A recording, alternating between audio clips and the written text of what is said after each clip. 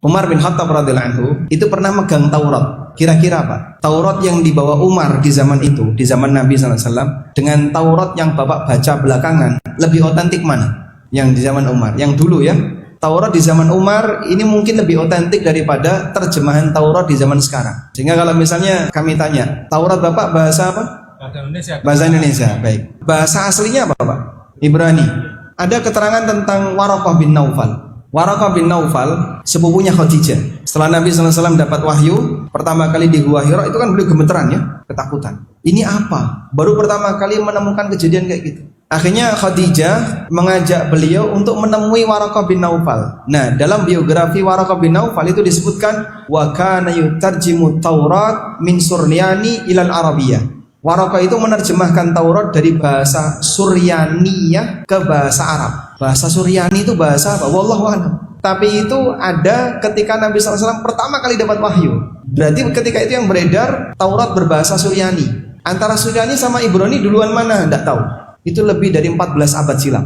Nah, Umar pernah bawa itu ketemu Rasulullah SAW. Lalu beliau mengatakan, andaikan Nabi Musa itu masih hidup, terus kau ikuti Musa, wa taraktumuni, dan kau tinggalkan aku, la dalaltum, kau akan tersesat. Tauratnya disuruh buang. Umar dilarang baca Taurat. Itu sekelas Umar ya, yang imannya jauh lebih hebat daripada kita, dan itu hidup di zaman Nabi SAW. Maka sebenarnya kita itu butuh nggak sih membaca literatur non-Muslim untuk urusan agama? Tidak butuh, buat apa? Tahu nggak menambah ilmu, nggak tahu tidak mengurangi ilmu. Karena literatur dalam Islam itu sudah komplit. Allah menyatakan al-yauma akmaltu lakum dinakum. Aku telah sempurnakan agama kalian untuk kalian. Yang kata Al-Hafidz Ibnu Katsir, karena sudah sempurna, kita tidak butuh kitab yang lain, kita tidak butuh mempelajari agama yang lain. Itu nikmat.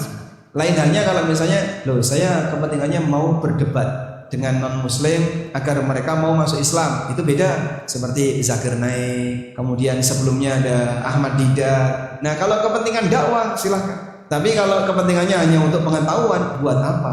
Masih banyak referensi muslim yang kita belum baca. Sehingga waktu yang dipakai baca ini, mending dipakai baca ini. Dan kita tidak boleh merasa bangga, aku ngerti isi Taurat. Untuk apa dibanggakan? Sementara kita nggak ngerti isi dari tafsir Ibnu Katsir. Padahal hazanah ilmiah kaum muslimin lebih banyak. Nabi SAW tidak pernah belajar Taurat dan Injil. Dan kalau beliau berdebat dengan bagian yang paling asasi tentang masalah tauhid. Beliau kan pernah didatangi oleh orang Nasrani Najran, debat dengan Rasulullah SAW. Diladeni oleh beliau. Mereka kalah debat, lalu ditantang oleh Nabi SAW mubahalah.